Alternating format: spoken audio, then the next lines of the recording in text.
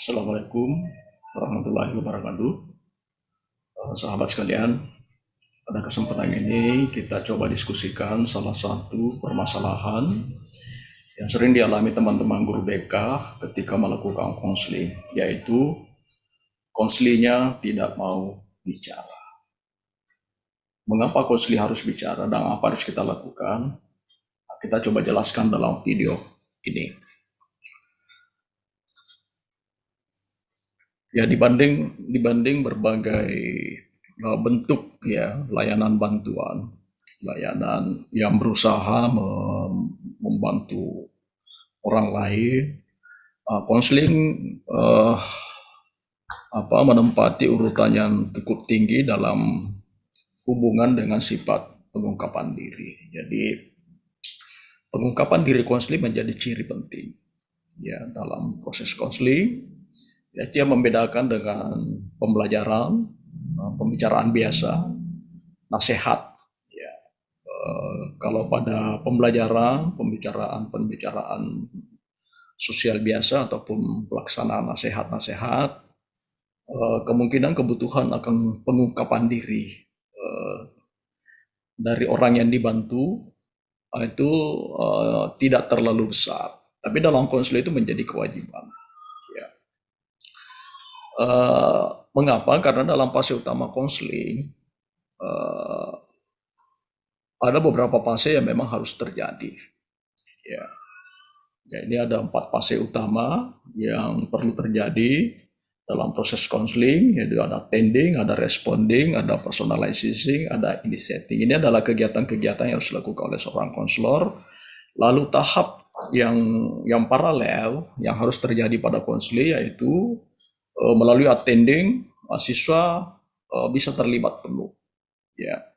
Lalu dengan menerapkan berbagai keterampilan responding, siswa konseling bisa mengeksplorasi diri, mengeksplorasi permasalahannya, menjelaskan situasi masalahnya.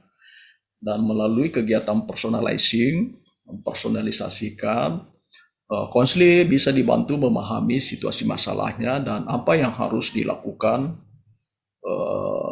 apa yang harus dibenahi pada dirinya untuk bisa menyelesaikan masalah. Lalu kemudian di tahap akhir initiating, ya, jadi konselor berusaha membantu konseling menemukan solusi. Lalu pada pihak konseling diharapkan bisa membuat ya rencana aksi yang diperlukan dalam proses konseling. Nah, ada 2 tahap penting di mana konseling perlu bicara, yaitu mengeksplorasi diri dan understanding. Eksplorasi yang utama, ya. Karena kita hanya bisa membantu konseling memahami situasi masalah, apa-apa yang sebenarnya harus dibenahi adalah kalau situasi masalahnya jelas. Ya, konselingnya mau bicara tentang apa yang dia alami, apa yang terjadi pada dirinya, dan bagaimana sebenarnya situasi masalahnya. Ya, dari sanalah baru kita berangkat untuk bisa membantu konseling menemukan titik-titik masalah yang perlu dibenahi. Sama saja kalau dokter, seorang dokter untuk bisa untuk bisa menemukan terapi paling tepat bagi pasiennya adalah melakukan diagnosis. Ada banyak pemeriksaan yang diperlukan. Nah, makin lengkap data yang dimiliki, dokter berada dalam posisi makin tepat untuk menentukan langkah-langkah apa yang diperlukan. Ya. Nah, berikut masalahnya adalah bagaimana kalau konseling tidak mau bicara. Ya, apa yang harus kita lakukan ketika konselingnya sendiri tidak mau bicara. Ya. Nah, ini memang menjadi pulih karena kalau konseling tidak mau bicara ya konseling tidak terjadi. Ya, proses konseling akan mandek dan kita tidak bisa melakukan apapun. Ya.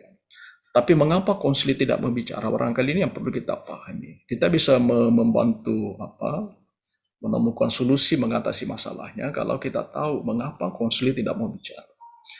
Nah, di sini saya akan mencoba menjelaskan beberapa faktor yang mungkin ya perlu kita periksa, perlu kita cermati untuk memastikan sebenarnya sumber masalahnya ada di mana sampai konseling tidak mau bicara. Ya.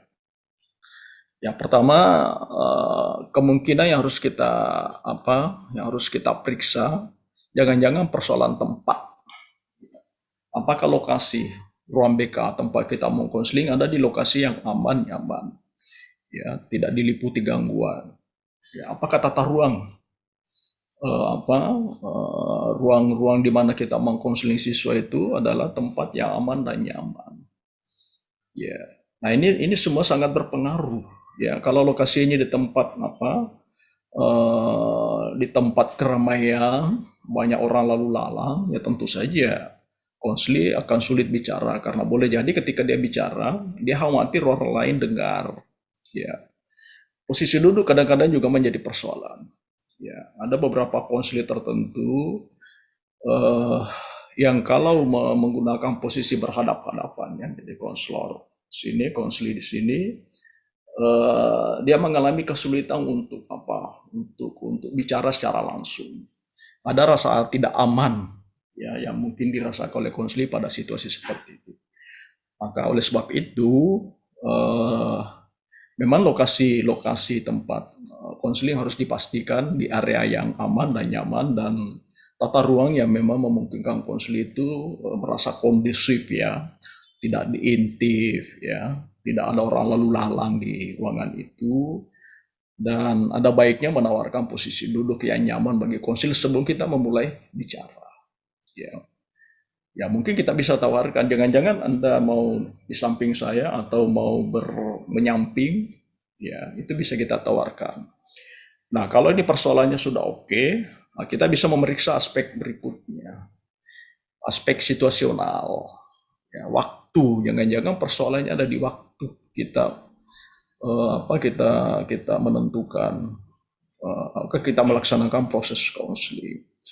Ya, ada waktu-waktu di mana konseling barangkali ada kegiatan lain yang harus dilakukan sampai merasa ngambek, merasa tidak nyaman, nah itu bisa juga. Atau di tempat, ya kalau dia lapar misalnya tengah hari, ya itu artinya jiwanya sedang tidak oke, ya.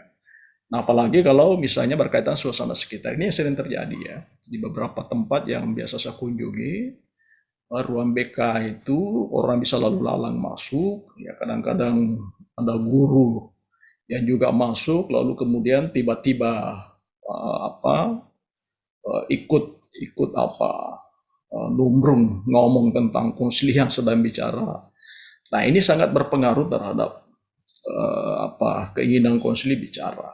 Ya, jadi kehadiran orang lain di saat kita mengkonseling itu juga bisa menjadi kemungkinan-kemungkinan sebab, ya. Oleh sebab itu dipastikan, ya, bahwa faktor situasional ini bisa kita kelola dengan baik, ya, supaya konseli ada dalam situasi aman, nyaman, tanpa terganggu, tanpa merasa khawatir untuk berkata-kata tentang sesuatu yang barangkali sangat rahasia. Nah, faktor berikut yang harus kita lihat, jangan-jangan memang merupakan respon konseli, ya, terhadap konselornya sendiri. Ya, kita periksa sikap penampilan kita, jangan-jangan menakutkan. Ya, jangan-jangan membuat konseli khawatir, curiga. Ya. Nah, ini persoalan penampilan kita sangat menentukan apakah orang mau bicara kepada kita atau tidak, mau bicara lebih jauh, mau bicara panjang lebar atau tidak. Ya, itulah sebabnya dalam konseling, ya, kita perlu menerapkan sejumlah keterampilan attending, ya, keterampilan berkaitan dengan kontak mata, ekspresi wajah, semua. Bahkan kecondongan-kecondongan badan itu sangat menentukan, ya, rasa nyaman konseli, ya, sehingga mereka mau bicara. Atau barangkali juga kesan buruk dan jejak kinerja. Nah, ini juga sering menjadi masalah, ya. Kita tahu bahwa banyak siswa yang memiliki persepsi keliru tentang BK. Ya, persepsi keliru ini sendiri berkembang dari apa yang mereka amati, apa yang mereka lihat, dan mungkin juga alami sehari-hari dalam berinteraksi guru BK. Ketika guru BK-nya sehari-hari memang menampilkan diri bukan pribadi empatik, ya tentu saja konsili susah bicara. Ya. Ya, kalaupun bicara barangkali juga standar-standar saja, tidak akan bicara terlalu jauh, yang mendalam, yang melibatkan problem-problem personal. Ya, karena biasanya orang mau bicara hanya pada orang-orang betul-betul terpercaya dan meyakinkan. Ya, nah kalau ada kesan buruk di kepala konseli tentang konselor, tentu saja ini menjadi masalah. Ya, jangan disalahkan konseling ketika mereka berpendapat, berpersepsi bahwa konselornya ya seperti polisi, hanya akan cari-cari kesalahan. Nah, kalau persepsi itu seperti itu ada di kepala, di memori konseli, tentu saja wajar sekali kalau konseli akan menolak bicara lebih jauh. Ya. Nah, boleh jadi juga terlihat dari ketidakseriusan. Konselor tidak terlalu serius. Konselinya datang lalu kemudian tetap saja mengerjakan tugas lain, ya, melihat HP atau ngomong dengan orang lain. Nah, ini persoalan berkaitan dengan attending. Ya, terbaca oleh konseli bahwa konselor saya ini tidak mau mendengar saya, ngapain saya bicara. Ya. Lalu berikut, nah tentu saja ini juga waktu teman-teman periksa, jangan-jangan yang keterampilan dasar konseling kita belum memadai. Ada beberapa keterampilan penting yang terkait dengan bagaimana kita menggali mendorong konseling untuk bisa bicara. Yang pertama tadi attending ya, jadi cara kita menyambut konseling, ekspresi wajah kita, kecondongan kita itu sebetulnya sangat teknis ya, tapi sangat penting ya karena konseling itu seperti tamu. Ya, bagaimana tuan rumah menerima tamu itu akan menentukan tamunya itu akan bertahan atau tidak. Ya, kalau penampilan si tuan rumah itu tidak meyakinkan, tentu tamunya akan cepat-cepat pulang. Ya, nah, keterampilan mengajukan pertanyaan. Ya, ini juga ada banyak keterampilan bertanya itu juga ada syarat-syarat khusus dalam dalam melaksanakan konseling. Jadi dapat nanti Anda lihat di video berkaitan dengan attending ya. Jadi Anda bisa melihat bagaimana sih melakukan attending yang baik. Nah, dipastikan bahwa kita juga memang harus terampil dan kalau belum sampai ke sana ya belajar. Ada banyak sumber-sumber belajar yang bisa kita jadikan sumber acuan untuk mempelajari keterampilan-keterampilan kunci ya dalam melaksanakan proses konseling, khususnya keterampilan komunikasi ya. Karena ini bisa menjadi faktor ya, faktor penyebab ya, keterampilan empati dan seterusnya. Kadang-kadang juga konselor sudah bicara, tapi karena cara-cara konselor merespon ya, lalu kemudian konseling membaca itu sebagai sebagai sesuatu yang tidak meyakinkan, malah mencemaskan dia kalau bicara lebih jauh. Ya, ini faktor konselor juga harus kita pastikan dan ini berkaitan dengan kemampuan kita untuk terbuka terhadap kemungkinan-kemungkinan kita belum maksimal ya dan keinginan kita untuk terus belajar. Nah, faktor berikut yang bisa menjadi sebab yaitu faktor konseli sendiri. Ya, ini juga perlu kita periksa ya. Tidak selalu konseli itu dalam situasi yang siap untuk bicara. Ya. Pertama kesiapan, jangan-jangan belum siap ya. Jangan-jangan memang belum siap bicara, bukan tidak mau bicara, ya, belum waktunya bicara, belum siap. Kesiapan ini bisa macam-macam, bisa kesiapan mentalnya memang ya karena merasa belum saatnya. Ya, itulah sebabnya memang dalam proses konseling kita tidak bisa langsung bertanya tentang masalah. Dimulai attending, sekali lagi attending. Konseling harus involvement, terlibat dulu, ada dalam posisi sudah siap ya secara psikologis menerima, secara fisik sudah menunjukkan keinginan kuat, baru kita bicara tentang masalah. Ya. Atau tipologi kepribadian, ya memang ada tipe-tipe individu tertentu yang tidak banyak bicara. Kalau dalam garis besar ada introvert, ada extrovert. Ya, orang extrovert itu walaupun ada masalahnya tetap saja ngomong. Introvert itu banyak pertimbangan untuk ngomong. Ya. Nah, jangan didesak. Orang introvert itu boleh jadi memang ya bicaranya sedikit dan banyak apalagi namanya banyak mengungkapkan apa yang dirasakannya melalui clue ya tanda-tanda isyarat-isyarat tertentu dan konselor harus bisa memahami itu. Ya introvert itu bukan tipe yang negatif, ya itulah tipologi. Ya cara dia berkembang, atau barangkali bukan interoper tapi eh, ada individu yang apa yang eh, apa itu mengalami proses habituasi dari kecil sampai tidak bisa ngomong, tak banyak ngomong. Ya barangkali pola pendidikan keluarga yang terlalu banyak menekan, terlalu banyak mengkritik, ya sampai si individu itu berada dalam posisi inferior untuk bicara. Ya, boleh jadi juga berkaitan dengan ini. Ya. Nah kalau individunya lantun nangis, ya bisa kita curiga, ya, dia tidak bisa ngomong atau tidak tahu cara ngomong yang benar, yang tepat tentang masalahnya. Dia pikirkan, ingin bicara, tapi tidak bisa. Lalu apa yang bisa kita lakukan kalau tipologinya? Pertama memang harus pelan-pelan, pelan-pelan. Menunggu dia bicara, kalau perlu memang kita membantu dia, boleh menuliskan. Boleh menuliskan apa yang dipikirkan, apa yang dirasakan. Ya, dan biasanya juga setiap orang ada temannya, ada sahabat baik, ya. Nah, kita bisa minta bantuan sahabat baik, ya, yang ditempati biasa curhat ngomong, ya, untuk kita mendalami situasi masalahnya seperti apa. Ya, yang berikutnya ini tadi persepsi negatif, ya. Si konsilinya itu punya persepsi negatif tentang konseling, tentang konselor. Nah, kalau ini yang terjadi tentu saja kita harus memperbaiki dulu persepsi itu. Kalau persepsi negatif tetap ada di kepalanya, ya tidak bisa ngomong, tidak akan ngomong itu. Ya, kalau konselornya dipersepsi sebagai sosok yang tidak meyakinkan untuk membantu, ya pasti tidak akan membantu. Dia ada di ruang BK itu hanya karena dipanggil saja. Ya, bukan karena keinginannya. Beda kalau siswa dengan keinginannya untuk konsultasi, untuk mendapatkan konseling biasanya sih mau bicara, tapi konseling yang dipanggil tiba-tiba hanya karena kita mendapati gejala-gejala bermasalah, misalnya sudah sekian kali tidak masuk atau banyak alpa dan seterusnya, biasanya kan konseling seperti ini dipanggil.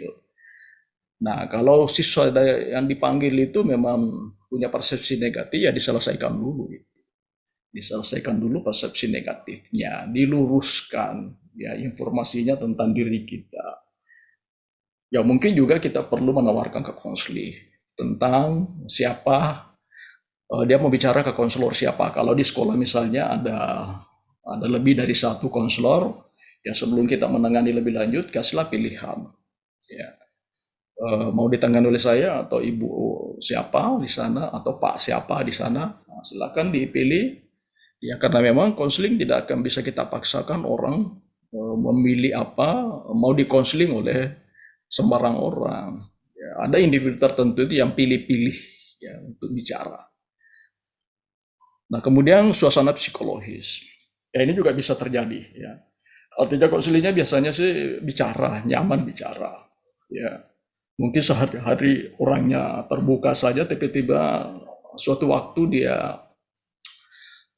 dia mengalami problem tertentu ya sehingga tidak mau bicara lagi. Ya, ini biasanya terjadi kalau misalnya dia mengalami suatu problem yang betul-betul flick ya sampai dia merasa tidak ada yang bisa membantu dia ya. Nah itu harus kita periksa ya, kalau itu ya kita harus pelan-pelan ya, tidak bisa dipaksa. Kita memulai dari bicara yang kecil-kecil dulu, jangan langsung ke inti masalah. Biasanya kan orang mau bicara namanya siapa, bagaimana keadaanmu di rumah. Ya biasanya sih orang tidak menolak bicara kalau hal-hal yang bersifat informasional seperti itu. Nah, biasanya hanya menolak bicara ketika masuk sudah ke wilayah-wilayah yang sangat personal. Ya, kenapa? Karena di situ ada mekanisme diri, ya namanya resistensi. Ya, jadi resistensi itu dibangun oleh individu itu untuk mempertahankan kenyamanannya, kekhawatirannya kalau terbuka ada kekhawatiran yang dirasakan bisa terjadi pada dirinya, bisa menimpa dia. Ya, kekhawatirannya bisa berkaitan misalnya dengan rahasia tertentu. Ya. Kalau saya ngomong ini nanti orang semua tahu. Kalau saya ngomong ini jangan-jangan saya dipecat, di DO dari sekolah. Jadi hal seperti ini bisa sangat terjadi, ya. Bisa sangat terjadi dan Kalau itu yang menjadi kasus, ya pelan-pelan, ya, dan memang harus kita menampilkan keyakinan, ya, menjelaskan mengenai kode etik, mengenai apa yang dijanjikan oleh konselor berkaitan dengan kerahasiaannya. Sebagai seorang konselor, saya memiliki kode etik, ya, bahwa apapun yang Anda katakan itu adalah rahasia dan tidak boleh disampaikan kepada siapapun, termasuk kepada sesama konselor. Ya, informasi tentang konseling hanya bisa disampaikan kalau konseling berkenan dan setuju. Ya, kalau berkaitan dengan orang tuanya misalnya, tentu harus mengetahuan konseling. Nah, kalau konseling bisa diyakinkan tentang posisi konselor yang betul-betul bisa menjaga rahasia, maka konseling bisa yang seperti ini, ya, yang mengalami situasi personal seperti ini, ya, itu akan pelan-pelan untuk bicara. Dan tentu saja harus diikuti dengan keterampilan tadi. Jangan langsung main interogasi. Konseling itu bukan interogasi, ada eksplorasi tapi bukan interogasi. Ya, interogasi kalau konseling itu memang menuduh. Ya, konseling tidak bisa menuduh apapun. Ya, apapun yang terjadi pada konseling yang akan bicara tentang situasi masalahnya. Kita hanya merespon saja, memparafrase dan menyimpulkan apa yang terjadi pada konseling. Faktor kelima yaitu faktor hubungan. Ya, jadi tadi ada konselor, ada konseli, lalu faktor hubungan di antara keduanya.